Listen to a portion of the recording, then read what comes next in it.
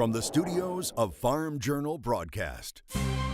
Today on Ag Day, cotton harvest begins to ramp up in South Texas. How are crop conditions shaping up this week in the Corn Belt? I'm Tyne Morgan. Crops look good in Minnesota, but do area farmers think they'll see record yield? That's coming up today on Ag Day. In agribusiness, mega mergers, what they could mean to U.S. ag. There's going to be assets that they have to spin off. That actually gives the opportunity to mid-sized companies to step in and swoop some of those assets up as well. From the dairy sector, sharing the pride of cheese making, and a slippery predicament for these New England fishermen who feel the effects of poaching. Just untie it and dump it, or they'll just cut a hole in the bottom of it and dump it right in the bucket that way. Ag Day, presented by the Chevy Silverado. High-strength steel for high-strength dependability.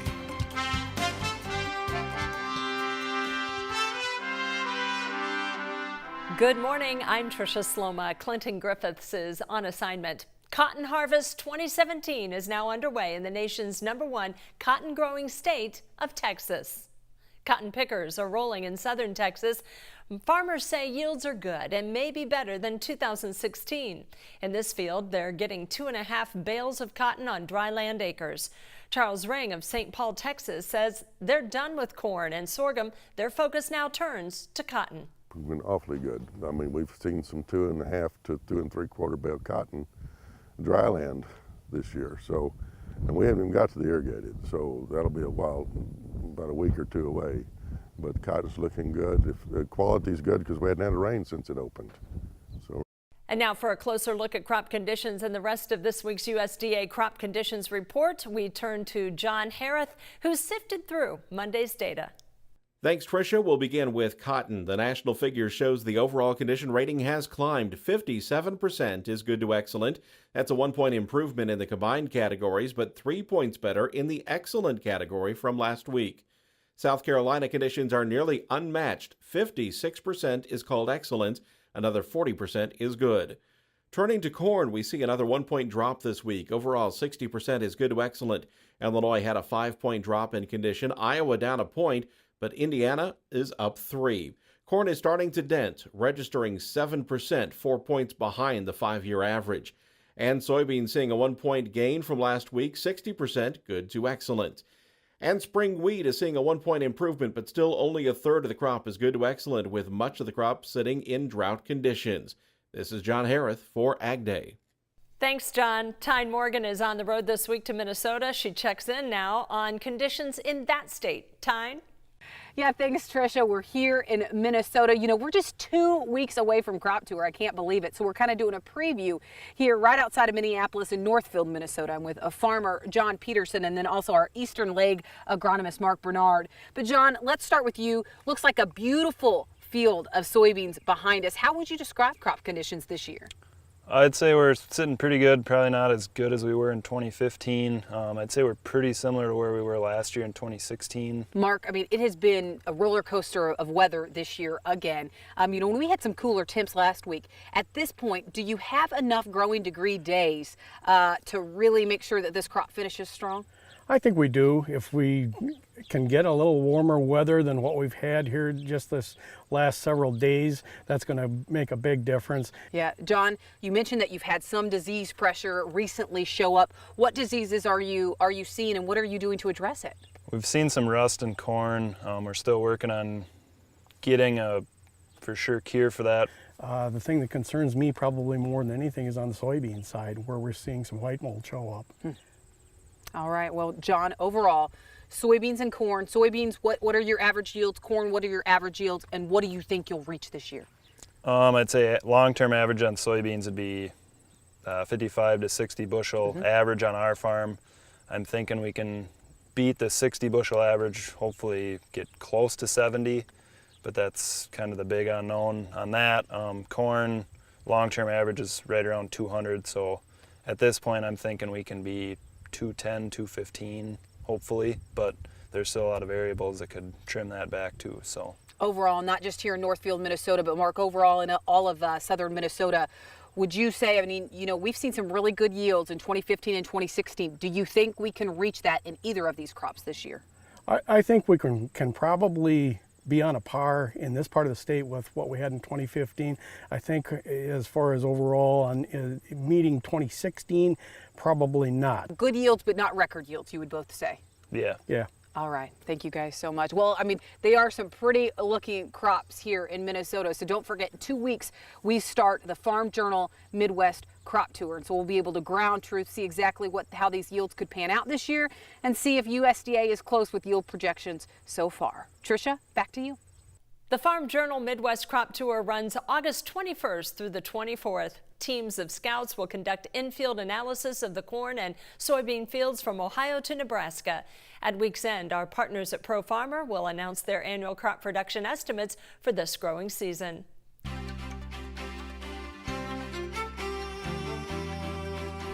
Cindy Clausen is filling in for Mike Hoffman. She joins us with crop comments. Good morning, Cindy.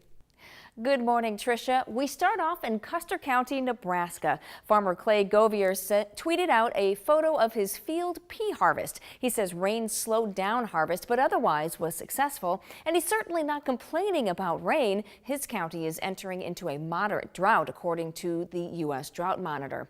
And from Buffalo County, Nebraska, a farmer posted some comments on AgWeb. He says crops near Kearney look good. They've had some timely rains, so yield on dry land crops should be decent. Now on the downside, the rains came just as he was trying to cut hay, so it's just lying there. Coming up in just a few minutes, we'll take a look at your national forecast, see who might be getting some rain and who gets some dry weather. But for now, here are some hometown temps. This is Machinery Pete, inviting you to check out my new website, machinerypete.com. Offering farmers tens of thousands of used equipment listings to search, let Machinery Pete help you find and value your next piece of used equipment. Up next, we have a status check on one of the biggest mergers in agriculture and discuss the potential impact on U.S. ag. Later, we look at efforts by grocery stores to learn more about the cheese industry and how that could help sales at the checkout. And the growing consumption of sushi has created a black market for eel. Find out how that illicit trade is having an effect on American fishermen.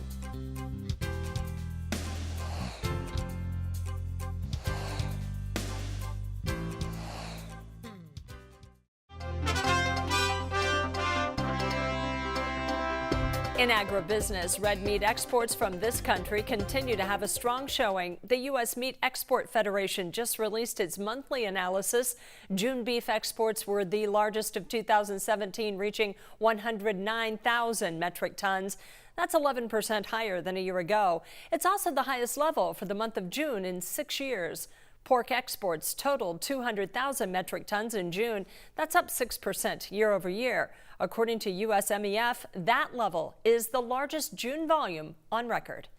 It was a mostly up day on the grain boards. We head to the CME in Chicago for a look at Monday's close. Hi, it's been a higher day in Chicago grain and oilseed markets. Corn, soybeans, and wheat all trading higher over the course of the day. In part because of a lower U.S. dollar and in part because of some demand announcements from USDA this morning. But mostly I think we're still in a weather market and the weather looks to remain dry for the next week to 10 days. This dry weather comes at a time when the crops really do start needing moisture the most. Corn is basically through pollination in a lot of areas, but the soybeans are trying to flower and set pods, and they need the moisture right now. We did a brief crop tour of central Illinois this week, and we saw some very highly variable conditions for both the corn and the soybeans. It seems unlikely that central Illinois is going to have a top producing crop of either corn or soybeans this year. Thanks very much. This is Jack Scoville. I'm Vice President of Price Futures Group, here on the CME Group floor with some comments for the markets. With all of the regulatory approvals now in place, it appears Dow Chemical and DuPont are ready to close their massive merger. The two companies plan to complete the sale after the stock market closes on August 31st. The combined company, known as Dow DuPont, will start selling on the New York Stock Exchange on September 1st. The new conjoined organization says it will split into 3 separate companies focused on agriculture, specialty products, and materials. The combined forces of these two ag chemical companies will be felt in the industry. Tyne Morgan, doing double duty today, explains what we might see. Welcome back. Well, Chris, when we look at consolidation in the ag industry, I mean, we have tons of mega mergers set to still take place and set to be finalized by the end of the year. How does that kind of change the game in agriculture moving forward? Honestly, I think it actually sets up some opportunities. And what I mean by that is when you see these large firms starting to merge, just from a regulatory standpoint, they have to divest assets. It could be from a business line, because if they're trying to consolidate and they want complementary or have the economies of scale, there's going to be assets that they have to spin off. That actually gives the opportunity to mid-sized companies to step in and swoop some of those assets up as well. And even on the smaller side, you're seeing, I'm seeing interest now, not just in farmland investment, which we've been seeing for several years now, but in animal health, in plant nutrition, in medical types of things. I was talking to a company in Canada that's working on better ways to detect mastitis in dairy cows, quicker, faster, more cheaply. And so, and then just the ag tech space as well, looking at whether it's drone technology, precision planting, type stuff. We're seeing much more and more of that. And I think after a while, as these entities get to be so big, they lose their kind of nimbleness. And that gives an opportunity now for the small to mid-sized companies to come in and actually scoop up assets cheaper, especially in the interest rate environment we're in, and then continue to grow. I mean, we've seen consolidation take place. We're continuing to see consolidation take place, but it just seems like it's heating up. So do you think that slows down at any point, or are we just going to continue to see this happen? No, I think we should probably start shifting from the types of companies or the size of companies more likely. I think the big guys are pretty much done at this point. But we certainly will, over the next 3 to 5 years, we'll continue to see M&A activity in the smaller, mid-sized companies as well. I think it's just the next iteration of it.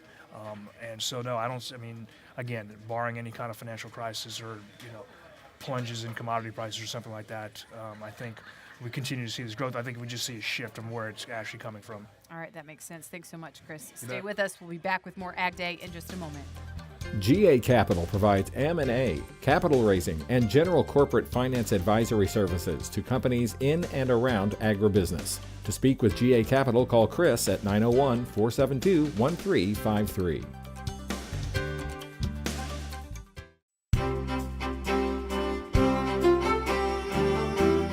Welcome back to Ag Day. Well, we have a couple of features to watch out for as we head into the next 24 hours or so. We have a low pressure system, a trailing cold front across the southern states. That's been bringing a fair amount of rain, especially to the Gulf Coast states. A second front's going to start bringing some moisture into the upper Midwest. But in the meantime, high pressure is keeping things dry in much of the Midwest and into the Corn Belt.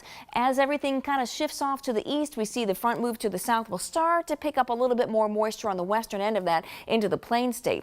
We continue to see a very little movement in this front across the southeast, so we'll see more rain with that as we head into tonight as well. In the overnight hours, high pressure continues to move off to the east, and as we head through Wednesday, we'll start to see more moisture, especially in the plains, now getting into the western Corn Belt, and we continue to see wet weather along the Gulf Coast states. We'll start to see a little bit of unsettled weather out in parts of the Mountain West as well. Now, as far as precipitation is concerned, boy, have we had a lot, especially along that front in the southeastern United States, heading into much of the eastern part of Texas. A fair amount of rain there. A lot of folks maybe getting 2 to 3 inches or even more. We've heard about some flooding down in parts of New Orleans as well, and down into the Gulf Coast states. As we add on the next 24 hours, it doesn't get better because some of these same areas are going to be hit with that moisture. Now, some of the drier areas in the northern plains, upper Midwest, you'll get some needed rain, but we don't really need a whole lot more down in the southeast right now. All right, let's take a look at temperatures, and we're going to be seeing some warmer ones as we head out there today. A lot of 70s and 80s across the northern tier of states, and 80s and even a few 90s across the south. Still some triple digits in the far southwest. Into the overnight hours we go, and we'll see those low temperatures in the 50s and 60s across the northern tier of states, and mostly 70s across the south. What about a little bit further into the future? Here's a look at the jet stream. We've had a trough in the northeast, but we're going to start to see this ridge kind of starting to build a little bit further into the east by the time we get to the week's end, and temperatures kind of stabilizing a little bit as we head into the weekend as well. So look for those temperatures to remain a little bit normal as we see this big ridge building all the way up into Canada. That's a look at your national forecast. Now let's check on the weather where you live. Yuma, Colorado, mostly cloudy skies with some scattered showers and thunderstorms and a high of 72 degrees. Montezuma, Indiana, sunny and pleasant for you with a high of 80 degrees. And Selma, Alabama, showers and thunderstorms likely with a high of 85. Still to come, eels are slimy, but not as bad as poachers who are making a killing in U.S. production. We'll investigate. But first, we'll visit a cheesemaker in Wisconsin who's willing to share their skills with the people who sell it. Our dairy report is next. Ever wake up wondering what does today's weather have in store? Well, with weather updates, it delivers the local forecast right to your cell phone each morning to make preparing for the day easier. Just text Weather 6 to 31313 to get started. In this week's Dairy News, Wisconsin cheesemakers love to share their story, especially with people who are selling their cheese. In this video from the Wisconsin Milk Marketing Board, we see how certified cheese professionals from a Midwest grocery chain are getting hands-on knowledge from a fourth-generation cheese-making family. At Sartori Cheese in Antigo, Wisconsin, master cheesemaker Mike Matiszewski is leading a group of Hy-Vee certified cheese professionals through the process of making a batch of Sartori's award-winning Bellavitano Gold. It's worth it. Customers just love to visit here. Our team members on the floor, they're very proud of what they do, and even the new ones, they just love being able to show how special this place is. It's all in an effort to educate cheese specialists about the entire cheese-making process, from farm to store. There was something special about this area up here that had to do with the climate and the cows and how the farmers feed those cows. And then when it gets into the plant here, it's like to work our magic. Hy-Vee is fully immersing its certified cheese professionals in all things Wisconsin cheese. They toured a local dairy farm to see where the milk comes from and even got the chance to help make the cheese that will sell in their stores later this year. There's a difference between if you've ever read about the ocean and actually going to see the ocean, and specialty cheese is really no different. When they have a chance to meet the makers, experience the farms, the passion that they have for their products, it really makes a connection that fuels the passion back at store level. The end goal for these certified cheese professionals is to understand the art and the science behind cheese making so they can engage their customers. If we can have the specialist in there as a conduit that can say, I've been there, you know, I flipped the wheels, I met the cheesemaker. It's really the passion that pulls and engages the consumer in to the story. It's incredible. And that's Wisconsin Dairy News. All the milk Sartori uses comes from family farms within a 1-hour radius of the cheese plant. Next, we head to coastal Maine, where eel harvest can mean big bucks, especially for poachers. How that illegal fishing is hurting legit producers.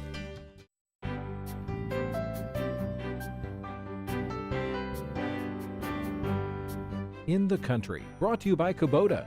Check out Kubota's RTVX 1140, a rugged utility vehicle with seating for 4. Stop by your local dealer today or visit Kubota.com. Changes in the worldwide sushi industry have turned baby American eels into a commodity. They end up in Asia to grow full size. But the big demand has spawned a black market. Krista Fourier has details from Maine's coastline. Get over here. We're going outside of this back of the sled. The twilight hours, the best time for eel fishing in Maine. One of only 2 states in the U.S. where they can be fished legally. There's not too much current. And then as the tide carries them, the next thing that they'll do is they'll come here. Julie Keene waits patiently for baby eels, called elvers, to swim into her nets. It's a hard profession, but one with a big payoff. After eel stocks in Asia and Europe dried up several years ago, American eels became an important piece of the worldwide sushi industry. But China is they eat for eel, and the market in the Japanese restaurants all over the world is for Japanese restaurant, and eel people like eel more than before. That demand now means eels can fetch up to $2,000 a pound at the dock, spawning a black market and poaching that wildlife officials say is jeopardizing the species. A multi-state crackdown on unlicensed eel fishermen and illicit sales, known as Operation Broken Glass, so far has resulted in 15 guilty pleas for illegal trafficking worth around $4 million. Your net is fishing like hell. Fishermen like Keene and Jeremy Card say they need help from law enforcement to stay in business. Because they don't usually get caught, and they'll either just untie it and dump it, or they'll just cut a hole in the bottom of it and dump it right in the bucket that way. Or they'll steal your whole net.